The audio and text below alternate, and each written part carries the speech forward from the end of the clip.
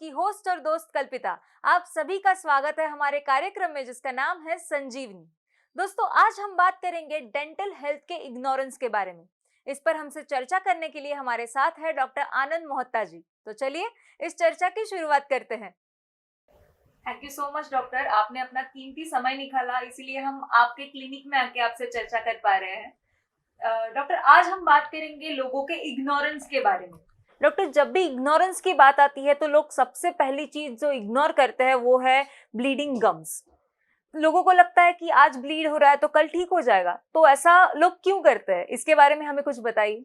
Ignorance जो है या नेग्लिजेंस आप बोल सकते हैं उसको, ये डेंटिस्ट्री के मामले में या दांतों के मामले में थोड़ी सी ज्यादा हो जाती है पेशेंट्स से।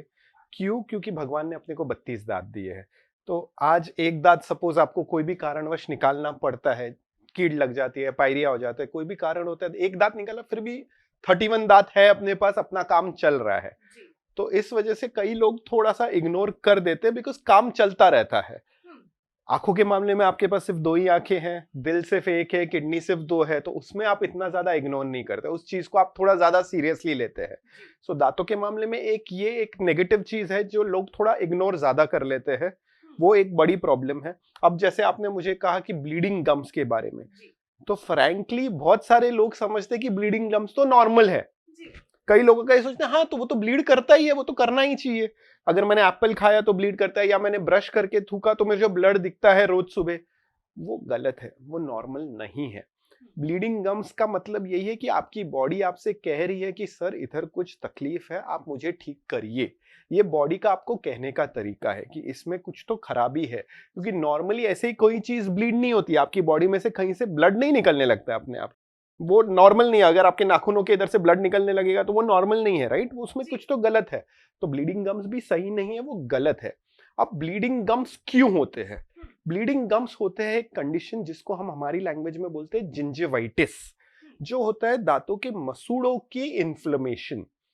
मसूड़ों को हमारे साइंटिफिक वर्ड में बोला जाता है जिंजाइवा, और आइटिस होता है हर चीज के लिए जहां पे इन्फ्लेमेशन हो जाए, जैसे हेपेटाइटिस, मेनिंजाइटिस, ये सब कंडीशंस बेसिकली यही बता रही है कि इन्फ्लेमेशन है। वैसे ही जिंजिवाइटिस है जो दांतों के मसूड़ों के इन्फ्लेमेशन, और जिंजिवाइटिस का सबसे कॉमन सिम्टम जो होता है वो होता है ब्लीडिंग गम्स। मसूड़े सूज जाते हैं, मसूड़ों में सूजन आती है, और वो जब भी आप उसको कुछ टच करते, कुछ होता है तो वो ब्लीड करते हैं। आपने कुछ एप्पल खाया या कुछ खाया या आपने ब्रश किया तो अब आप थूकते तो आपको ब्लीडिंग गम्स दिखाई देते। अब इसका ट्रीटमेंट क्या है? ब्लीडिंग गम्स होते किस कारण से, पहले वो डिस्कस कर लेते हैं। सबसे बड़ा कारण है ब्लीडिंग गम्स का प्लाक और टार्टार। प्लाक जो चीज है वो दांतों पे नेचुरली हर 2 घंटे में बन जाती है। अगर आपने अभी ब्रश किया है 2 घंटे में प्लाक बनने लगेगा। प्लाक किस चीज का बना होता है? कीटाणुओं का। मुंह में बहुत सारे टाइप के कीटाणु हैं अपने, वो कीटाणु इमीडिएटली दांतों पे वापस बैठने लगते हैं और वो एक लेयर बनाते हैं जिसको हम बायोफिल्म कहते हैं। वो एक लेयर जो दांतों को चिपक जाती है उसको हम प्लाक कहते हैं। अगर आप उस प्लाक को क्लीन नहीं करते हैं तो वो करीबन 2 से 3 दिन के अंदर कड़क होने लगती है और वो टार्टार बन जाती है। टार्टार को आप ब्रश से नहीं निकाल सकते, उसको हमको डेंटिस्ट के पास आके ही क्लीन करवाना पड़ता है। सो बेसिकली प्रोसेस क्या है? अगर आपकी ब्रशिंग सही तरीके से नहीं हो रही है, आप फ्लॉस सही तरीके से नहीं कर रहे हैं, या कई लोग फॉर एग्जांपल फ्लॉस करते ही नहीं है, 70-80% of the population does not floss, उन्हें पता ही नहीं होता है।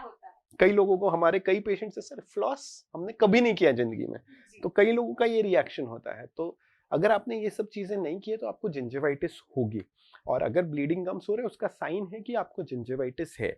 हाँ, बट ये नहीं है कि gingivitis is the only sign. जैसे फॉर एग्जाम्पल जो लोग स्मोक करते हैं उनमें ये बॉडी का रिस्पॉन्स जो है इन्फ्लेमेशन का वो दबा रहता है, तो उनमें मसूड़ों की तकलीफ होगी बट ब्लीडिंग नहीं होगी।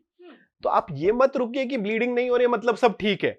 हो सकता है आपकी इम्यूनिटी या आपकी बॉडी रिस्पॉन्ड ही नहीं कर पा रही है उसको, और इस वजह से वो रिस्पॉन्स नहीं दे रही है और ब्लीडिंग नहीं हो रही है। तो ये भी एक इंपॉर्टेंट चीज है जो कॉमनली स्मोकर्स में देखी जाती है कि स्मोकिंग की वजह से उनकी बॉडी का रिस्पॉन्स ही इतना डिप्रेस हो जाता है कि उनमें बॉडी रिस्पॉन्ड ही नहीं करती और ब्लीडिंग ही नहीं होती है। So bleeding gums is not the only sign but it is one of the signs. अब इसका ट्रीटमेंट क्या है?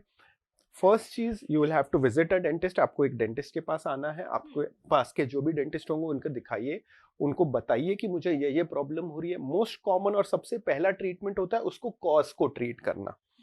उसका cause most of the cases में होता है प्लाक और टार्टर, जो हम एक स्केलिंग नाम की प्रोसीजर होती है जिससे वो प्लाक और टार्टर को हम क्लीन कर देते हैं।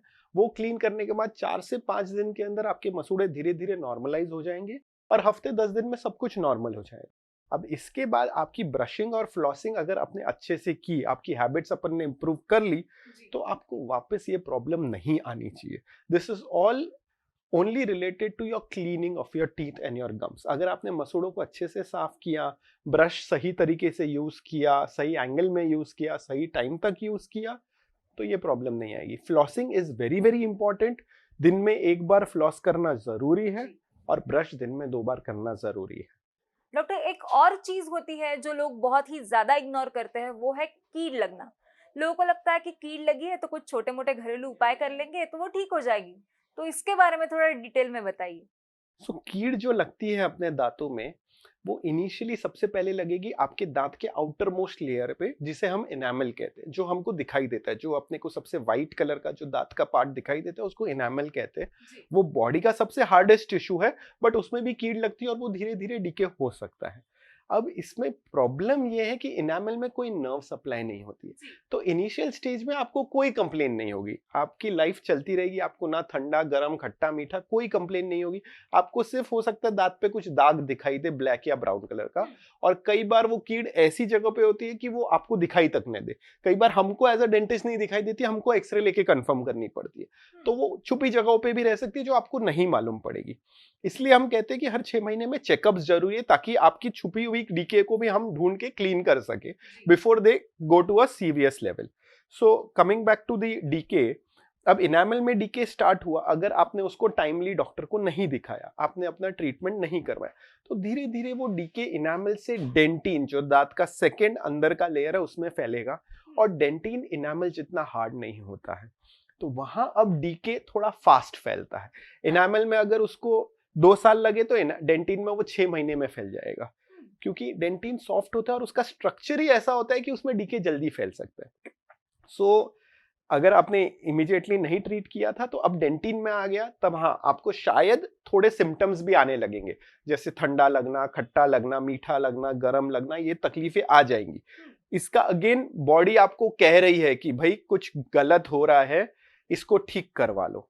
अब अगर आपने इसको इग्नोर किया या आपने इसको नेग्लेक्ट किया, तो धीरे धीरे वो डीके पहुंच जाएगा आपके नर्व में, जिसको हम पल्प कहते हैं। और एक बार डीके और इन्फेक्शन आपके पल्प में पहुंच गया तो अब एक ही ट्रीटमेंट हो सकता है, वो है रूट कैनाल ट्रीटमेंट। तो अब वो ऑलरेडी आप लास्ट स्टेज पे आ गए हैं, तो अगर आप वो छोटे से डीके को इग्नोर करते हो तो करीबन 3 से 5 साल की एज रेंज में नॉर्मली डीके इनामल से लेके नर्व तक पहुंच जाता है। अब 70% पेशेंट्स में कोई भी कंप्लेन नहीं होती है, और वो नर्व तक को इन्वॉल्व कर लिया होता है और नर्व डेड भी हो गई होती है। तो अगर आप सिर्फ दर्द के लिए या सेंसिटिविटी के लिए या कोई कंप्लेन के लिए रुके रहे, तो हो सकता है आपको कोई कंप्लेन ना हो, एंड सडनली आप देखो तो अरे दांत में इतना बड़ा खड्डा हो गया या दांत पूरी तरह से टूट गया, बट इसने शायद आपको कभी तकलीफ नहीं दी। So don't wait for pain as a problem. Pain पे ही अपन रिएक्ट करते हैं हमेशा, but pain is not the only symptom that you can have. Many times there are no symptoms, कभी पेशेंट्स को कोई तकलीफ नहीं होती है। तो इंपॉर्टेंट ये होता है कि हर 6 महीने में आप प्लीज अपने डेंटिस्ट को विजिट कीजिए और उसका ट्रीटमेंट करवाइए। हम डेंटिस्ट थोड़े से बदनाम है किस बारे में, कि हमारे चार्जेस थोड़े ज्यादा है, ये हर कोई जानता है, राइट? हमारे चार्जेस ज्यादा नहीं है। अगर आप ट्रीटमेंट जल्दी करवा ले तो आपका फिलिंग से काम हो जाएगा। हाँ, वही काम आपने अगर नहीं कराया, आपने उसको डिले किया, आपने इग्नोर किया और आपने नहीं करवाया ट्रीटमेंट फॉर एनी रीजन, तो 4 साल बाद 5 साल बाद उसका रूट कैनाल पे जाएगा। जो फिलिंग आपकी 2 से 5 हजार रुपए में हो रही थी, वो अब रूट कैनाल 8 से 10 हजार रुपए, फिर उसके ऊपर कैप अगेन 5 से 10 हजार रुपए, मतलब वो जो 2000 से 5000 की रेंज थी वो 20 हजार पे चली गई। अगर आपने उसको नहीं ठीक कराया तो इम्प्लांट या ब्रिज, प्राइस बढ़ता जाएगा, महंगाई बढ़ती जाएगी। तो ट्रीटमेंट महंगा नहीं है, आप इग्नोर करते जाएंगे तो आपका ट्रीटमेंट बढ़ता जाएगा और फिर वो महंगा होता जाएगा, क्योंकि आपको एडवांस ट्रीटमेंट्स की जरूरत पड़ेगी। प्रॉब्लम उधर आती। और अगर आपने रूट कैनाल ट्रीटमेंट भी टाइम पे नहीं कराया तो फिर दांत निकालने की जरूरत पड़ सकती है। फिर ब्रिज करो, इम्प्लांट करो। See complications get more and more, procedures उतने ही इन्वेजिव होते जाते हैं, तकलीफ उतनी ही आपके लिए बढ़ती जाती है और खर्चा भी बढ़ता जाता है। जी, मतलब डॉक्टर एक्सपेंसिव नहीं होते, आपका इग्नोरेंस उसकी वो महंगा कीमत पड़ता है। बढ़ा देता है। हाँ, आप एक अच्छा सा टूथब्रश हर 3 महीने में चेंज कर लो, वो 25-30 रुपए का टूथब्रश सस्ता है, ना कि हमारे पास आके फिलिंग पे खर्चा करो। जी, अगर आप वो टूथब्रश नहीं मैं तो 6 महीने ब्रश वापरता हूँ, अरे वो 25-30 रुपए का सादा सा टूथब्रश ले लो। मैं नहीं कहूंगा कि आपको ऐसे आड़े टेढ़े ब्रिसल्स वाला चाहिए, जिगजैग, ये वो, कोई जरूरत नहीं। अगर आपकी टेक्निक सही है तो कोई जरूरत नहीं, अगर आपकी डाइट सही है तो आपको ये सब करने की कोई जरूरत नहीं। जी। Basic brush, proper technique does the job, आपको फिर हमारी जरूरत नहीं पड़ेगी।